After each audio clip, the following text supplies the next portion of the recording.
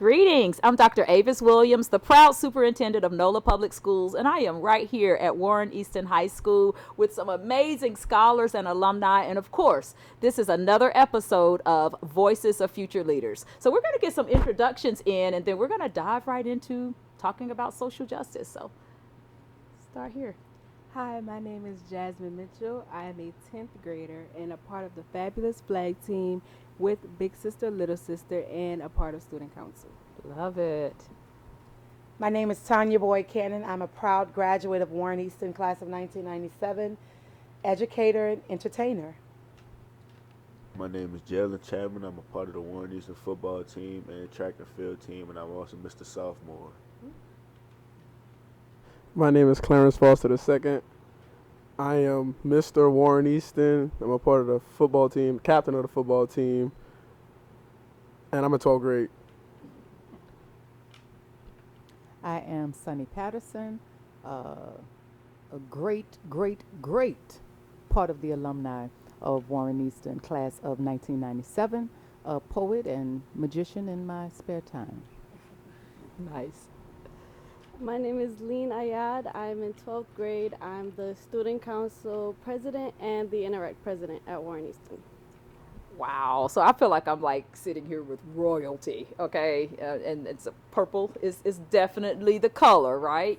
So y'all, we have been having some amazing conversations with scholars and with people around the community around social justice. And one thing that I always say to our young people is the problems that we have are not yours to solve, but you absolutely deserve a seat at the table and for your voices to be heard. And that's what this is. We call it Voices of Future Leaders, but I know that you guys are leaders already, right? You're leading in the spaces that you're in right now and in our community. So let's just get started. What does social justice mean to you? When you think about the term social justice, what does it mean to you? Go ahead. Okay, so first I would like to describe social. Social is like the people and like the people you surround yourself around. And then I would like to describe justice, which is like the peace you make. So in my eyes, social justice means like the peace amongst the people. Ooh, I like that. You know, I've never heard it described that way. What do you think about that? I love the fact that, first of all, thank you for allowing me to be a part of this platform to sit here and have conversations with the future who are already here. Mm-hmm. And I love that having peace amongst community. Jalen, that was amazing. Because when we're talking about social justice, we're talking about fairness. We're talking about equality. What does that look like? And oftentimes in the black and brown community, it doesn't exist. Yeah. And so to find that peace, I feel we have it amongst us. And now it's time to bring that into fruition within the world and society of what social justice should be amongst us. I love that. I love that. You know, and as young people, as citizens of our great community and citizens of the world, there are a lot of issues that you can have concerns about, that you can really care about. So when you think about social justice, what are some issues that really resonate with you? You know, things that you're willing to speak up for. For me personally, the biggest thing is not happening in the United States, but the United States is part of it. The Israel and Palestine conflict, it really affects my family. I mean, I'm Palestinian, and I will forever rep Palestine, forever. Like, and the thing that bothers me the most is the propaganda. Yeah. It's the misinformation. It's when you Google it, it's like all you see is this one side and this one idea, rather than let's expose people to the other idea, because not like, I don't want to say it's right, because it is, but like, let people choose what they want to know. Let people decide what information they want to consume, rather than just feeding everything.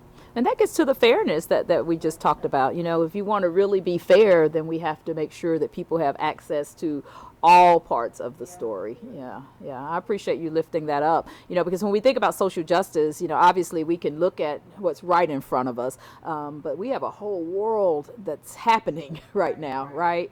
And we have to look at it from that lens as well. What are some other social justice issues that you guys care about, or that you are maybe working on already?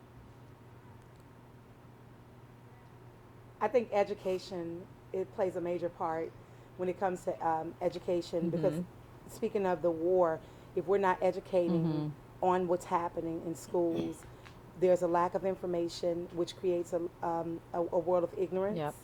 And also there's a lack of resources for schools, for Yeah. kids, where our kids are not being given full awareness of what is Black history, what is Yeah. Black American music, what is it to understand how this world came about. And so when it comes to education, I feel that funding plays a major part in that. So to give equal funding, fairness across the board, so all kids can learn equally. Yeah, I'm glad you lifted that up, because, you know, to Lean's point, you know, she wouldn't know what propaganda was if she didn't have an education, right?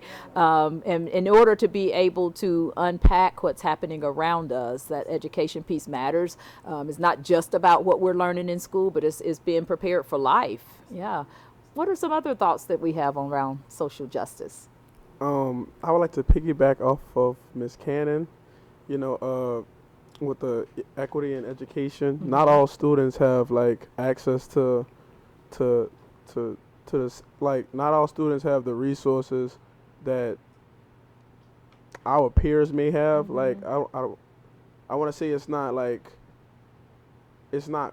fair in a sense, and just being open-minded about that and making sure all kids have like the right to an education, and like everyone's being taught what they need to be taught. That's that. That's good. That's good. No, and you're right. You know, I look at equity as one of my core values, and for me, it's about removing barriers and providing access, and then making sure that we're intentional about doing that for all. So I appreciate you lifting that up. You know, one of the things that when I'm talking to some of our scholars and even adults and leaders in our community, is about the violence. And you mentioned a war that we have going on in the world, and we have violence within our own community that I know has to impact. So how do you view gun violence as a social justice issue? So I feel like it's a social justice issue because at the end of the day, why do our peers have the means to get these weapons, and then why is nobody trying to stop them? Like we have people to talk to and everything, but we don't have people that actually like sit there and watch us outside of school. Yeah. You only know us from the inside. You don't know it from the outside. I would like to add something.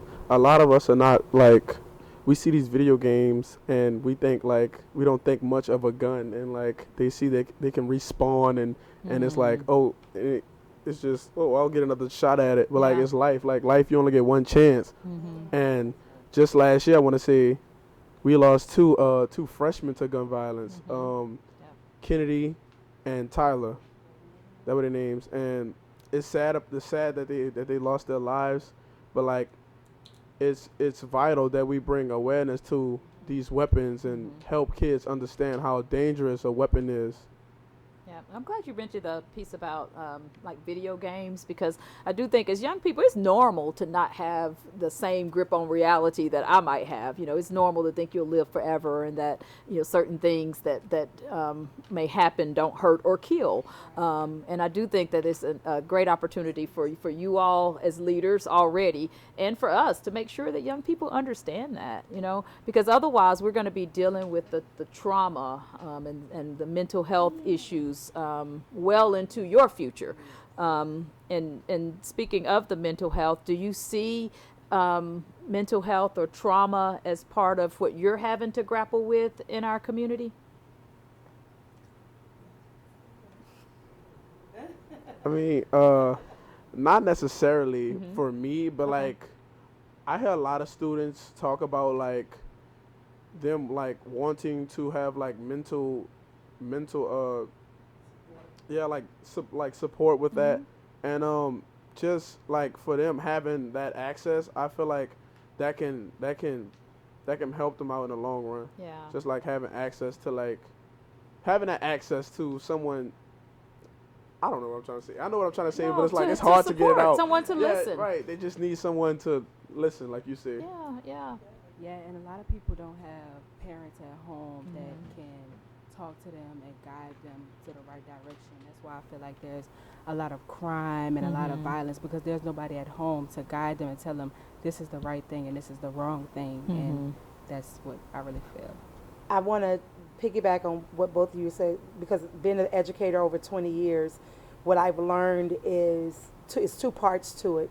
Children are carrying so much that they don't realize what they're carrying, and they don't know how to formulate or speak on what they're feeling. They just know how to act.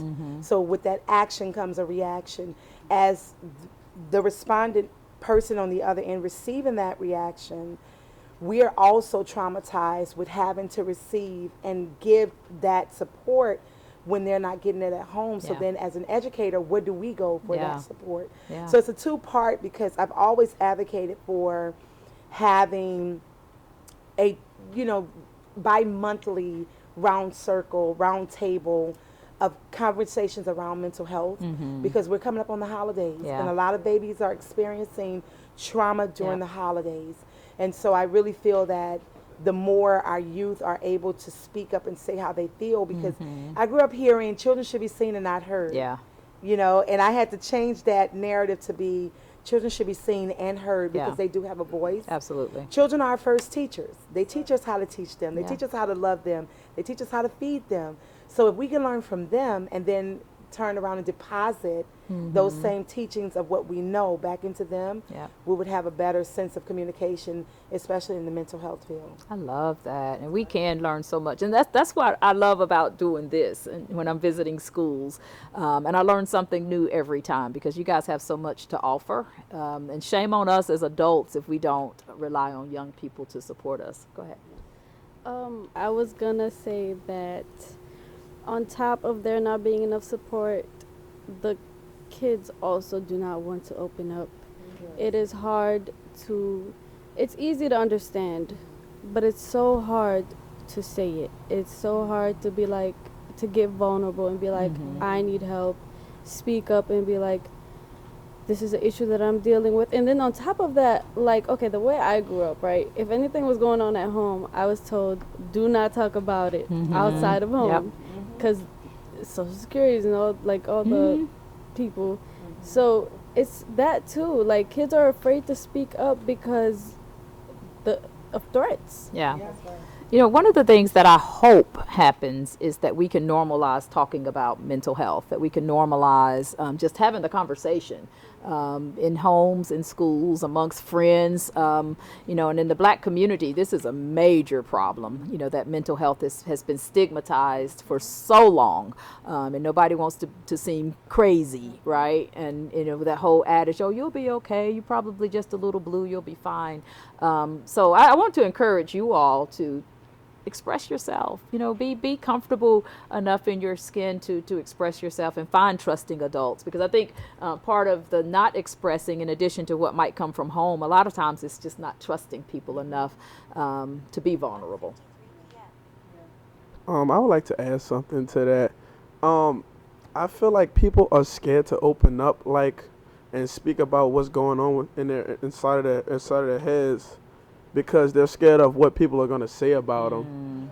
People can be judgmental. Let's look at Kanye West, for instance. He came out and he talked about what was wrong with him, and then people are calling him crazy. Oh, he's Kanye. We want the old Kanye back. And it's like, what about, he has feelings too. And a lot of people tend to ignore that, and it's like, that's not right. I completely agree. So when you guys, again, think about social justice, why do you think that in the world that we live in, that we're still having to have some of the same fights? I was looking at the news this morning about voters' rights. And y'all know I came from Selma before I was here, and had a lot of activity a few decades ago around voting and making sure that Blacks had the right to vote, and we still have fights along those lines. Why do you think some social justice issues are successful, and why do you think it is that we're still having to fight for certain issues? Go ahead, Lee. Go ahead, Lee. Clarence, I really gotta go, because history repeats itself. It will never stop repeating, especially when you're uneducated about it. You will just make the same mistakes that people before us has made. We actually kind of spoke about this early in the corner. There's no leader. You know, we look back at the civil rights movement. Yeah. There was Martin Luther King who led. Rosa Parks we talked about. She took a stand. Malcolm X, he was kind of like on the flip side, in a sense. And we also looked at the LGBTQ rights. Those people have like there's leaders, people that help them like and advocate for them for their people. And dang, I lost my train of thought. Are you saying that in a positive way, as if meaning that their issues are being heard and Right. in a different kind of way? Right. So like, and we also talked about the one that the abortion. There was no like person like willing to take charge and be ahead of that of the abortion rights. Whereas we had Martin Luther King and the people, the 6 people that I seen over fighting for the gay rights. So I felt like, well, if there was a leader, that someone that took a stand and it was willing to fight for. Well, not saying that they didn't want to fight, but like someone willing to take charge. Yeah, yeah, Then and to it push may- it through, push Right. it over the finish line, so to speak. Yeah. Can I add on to that? So, like, on top of there not being a leader, the cause of that is because nobody wants to be a follower. Nobody actually wants to follow the people that are on the right path. Like, Right. nobody wants to listen, or if like, oh, you trying to be up and big, like I'm not gonna follow you. Like I want to be the leader too. You want to be a leader. You want to be a leader. We're all Right. leaders. Nobody there to follow. Yeah. So I would like to add something Really again. good point. Go ahead.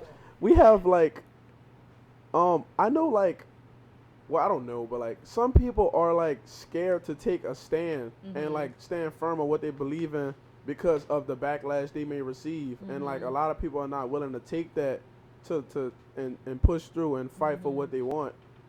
Where was I going? Cause I'm gonna say like, a lot of people feel that it's not cool to lead, like Okay. to be like the person in charge. I was always told that being a leader was a lonely position. A lot of people don't like to feel that loneliness. They need someone to help them. Like even let's say like when you go on the stage, my brother, he told me, Clarence, go on the stage, and dance with Mario. This was Mario and Flagball Gibbs was on the stage. He was like, go down. I'm like, bro, why don't you go up there? Like you can do, if I can go on stage, you can go on stage. Right. And it's like some people are not like willing to take charge. Yeah. Right. Yeah. I love how you talk about the leadership role, because leadership, it is a lonely place to be, a lonely space. Let me say that, not place to be, but a space, because you talked about being great leaders. Great leaders were great followers. Yeah. So they followed the right people to be great leaders. I Yeah. talk about Sunni and I all the time. We're the same age, but she's my elder. If she says, I'm following, right? Because she shows that example. She sets that example. It's great that you talked about there is a lack of leadership. And that's why we're sitting here for Yeah. you all to begin to continue pushing, because I'm inspired by you all That's just right. listening. I'm ready to go back to school That's right. and follow your leadership.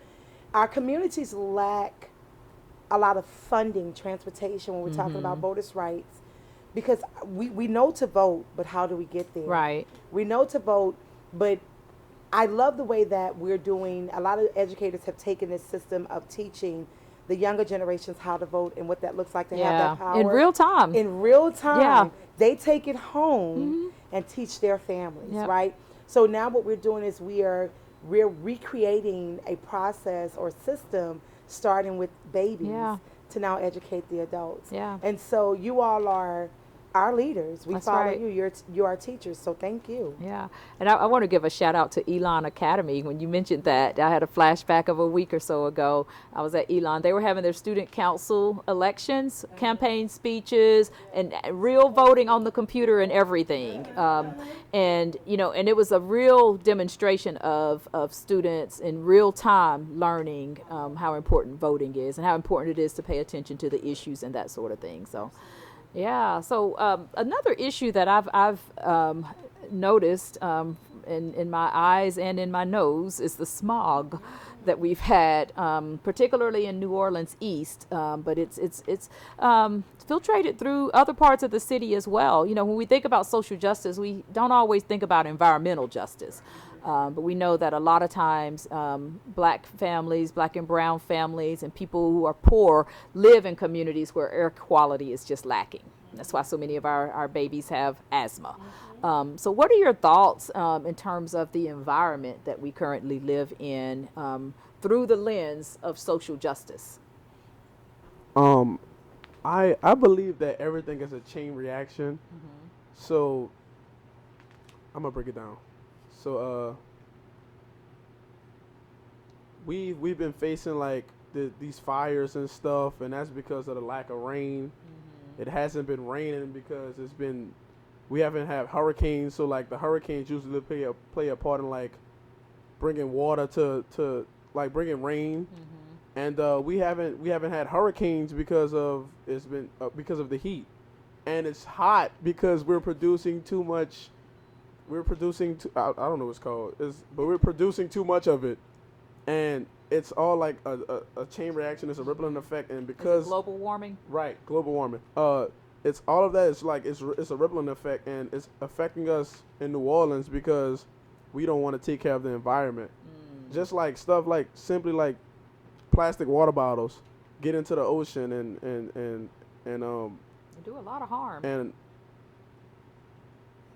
they kill the fish. They pollute. The pollution. That's what it is. And all of that, it's like it's a chain reaction. Yeah. So like we need to be more aware of what we're putting into our atmosphere and just try to help change. You know, it's crazy because you would think the plastic water bottles are our biggest problem. They're definitely not. It is literally the cattle that we have. They take up all the forest land. They take up all the grassland. Yes, that's actually the biggest cause of global warming. It's the cattle. Okay. I just wanted to bring what that about the beef?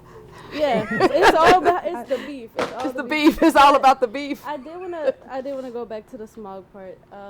The fire is caused by the people, and that's just like, and I'm really glad that we are talking about like environmentally this stuff, because it's like nobody talks about it. You know, we always, when you think New Orleans, we mention a lot of subjects concerning around like gun violence and just the kids and mental health and awareness and stuff, but we never care about the environment. And it's like, how are you gonna get your mind right if you're not breathing the right air? Yeah, I mean, and then when you think about the future, there are lots of implications. Go ahead. I just feel like as a whole in the community and everything else, we just need to start holding each other more accountable.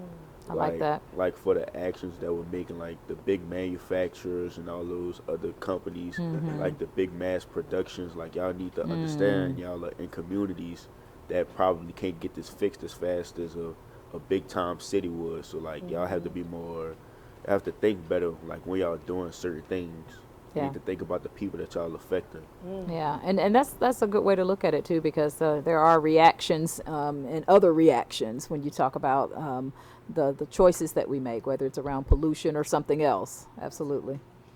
So as we begin to wrap up, I want to mention that last month was Domestic Violence Awareness Month. And as young people, I know you guys have a variety of different relationships, and I think just friendships. I mean, I don't mean anything by it.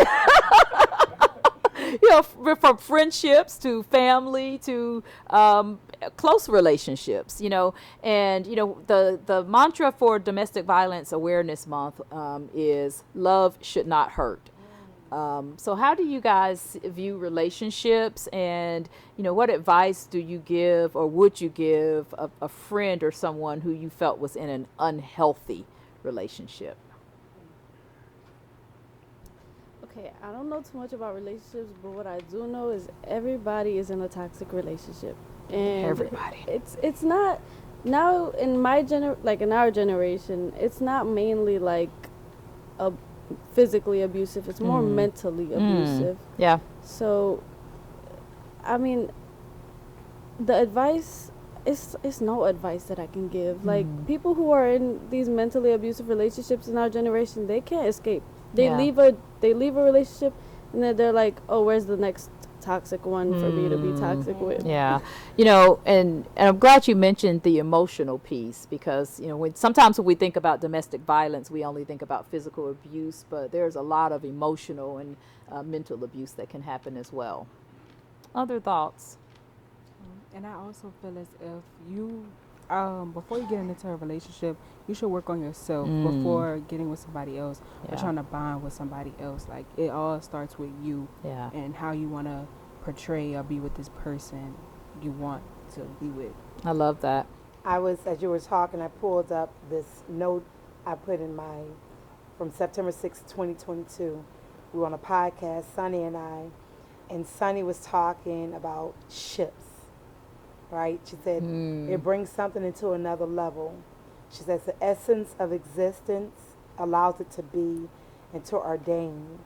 And so when we put the word ship onto something, we're giving it a certain amount of power of existence. And so I was asking Sunny, I was like, talk about ships. You know, this is always tough when you have so much to say, and as you know, I'm compiling what you all are. You're going to share it with us in a minute, right? Yes, of course. Well, you all are speaking.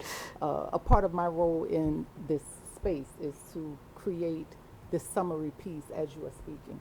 So it's always tough because it's so much that I want to say, like, oh, it's a bit more than cattle. Oh, Right. it's this, you know, all of these kind of things. So it's something when we were talking about this aspect of a relationship or fellowship, even when we bring into this aspect of intimacy, right? And we hear this ship and the sea, this CY, right at the end of a word, but it said when ship is added, right, it ordains a thing. It says it brings something into existence over and over again in this way. And then the sea does the same thing. And it's like, oh, well, isn't this something? Because ships always belong in seas, right? Yep. So we know that all of these things also pertain to water. So we know that there's going to be a big aspect of emotion, right? Yes. That plays a part in how our relationships run, how we move, how we connect. And certainly we know that relationships do not just mean you know, a love interest in this way. Right. This kind of whimsy, you know, romantic thing. But it is this aspect of how I'm relating even to myself, how I relate to you, to the tree, to the wind, to all of these kind of things, which also brings us back to environment, right? Yeah. Which brings us back to this aspect of the air, which brings us back to how really can we control, quote unquote, the weather. And one way truly is how am I controlling myself? Yep. So this is Goes us, back you know, what you're looking saying. at this aspect of environment from a very holistic kind of way, so that we can understand that wherever I walk is environment. It's everything around me. Yeah. Right? So I love it. It's a beautiful piece when we're talking about the ships and the seas and everything that comes with I that. love it. And I know, Sunny, you've been working diligently, and I've seen you in action before, and amazing is an understatement for what you bring. And I'm just talking right now, just stalling for like 15 to 20 more seconds until you're ready. Because I know you're going to close us out in one of the most phenomenal ways. Well, we hope so. You will. I know you will. I do want to thank our scholars. You guys bring so much to the table. I'm super proud of each and every one of you, what you've already accomplished, and I feel by all means, our world is going to be in great hands under your leadership. And I mentioned this is called Voices of Future Leaders, but clearly you all are leaders right now. And keep doing that. Keep leading, believing in yourself. Don't be afraid to ask for help along the way, because we've got you. Sunny. All right, let's go. Let's see what you all started with. Ooh, you had a lot. Let's go up there. So there's nothing like coming home, taking lemons and making lemonade, finding ourselves in one another's stories. This is the wonder of tradition, both new and old. Voices that ring hot, singing and believing that children really are the future and the present, where our future leaders deserve to be heard. So what is social justice? First, let us look at the words. This is where there is peace amongst the people. Bringing this thought into fruition, because the misinformation and propaganda is real. Here is where we expose people to the truth. We know that education plays a major part, because a lack of information and a lack of resources can make for ignorant people. But this is speaking to equity in education. This is being intentional about removing barriers because there's a war going on, and who's trying to stop it? When so much around us speaks to violence, this isn't a video game. We are losing our lives, losing our minds. A trauma-filled future shouldn't be. A mentally healthy world should be the reality, but babies have seen so much, have to hold the weight of the world. So here we are, ensuring our babies are both seen and heard because it's hard. And you know the old saying, what happens at home stays at home, but sometimes home is spilling over in the streets. So this is how we acknowledge the support of a trusted community. But people are afraid to speak their minds, afraid of being judged. But oh, we are here, standing in solidarity and support, praying that you can feel it. But we are here, and because history does repeat itself, because where are our leaders? Who is advocating for the disadvantaged? Oh, I'm here, and I'm reminded of a quote that says, there is no one coming. God sent you. Here, we are all both leaders and followers, unafraid to take a stand, because being a leader is a lonely position. So this is space and place, inspired and held high. We are recreating a system where our youth are our teachers, demonstrating how important it is for us to use our voices, for us to vote. This is about environment and climate. It's a chain reaction where there is lack, where there is not enoughness, where this is more about wind and rain. This is really a pollution of mind and body. So what are we breathing in? And what are we letting out? Do we really care about one another the way that we claim? Because love should not hurt. It should carry us over the troubled waters of lack. And here we are, knowing that we have all got your backs. All right. Beautiful. That was beautiful. Wow. Yeah. Thank you so much for that. That was absolutely incredible. And I cannot think of a better way to close out our episode of Voices of Future Leaders. Thank you so much to each and every one of you. To our young people, I want you to know that I see you, I hear you, and I love you. Yeah, I'm so super excited Love and you proud. Thank you, darling. Yes. Proud of you all. So thank you so much for tuning in to Voices of Future Leaders, and see you next time.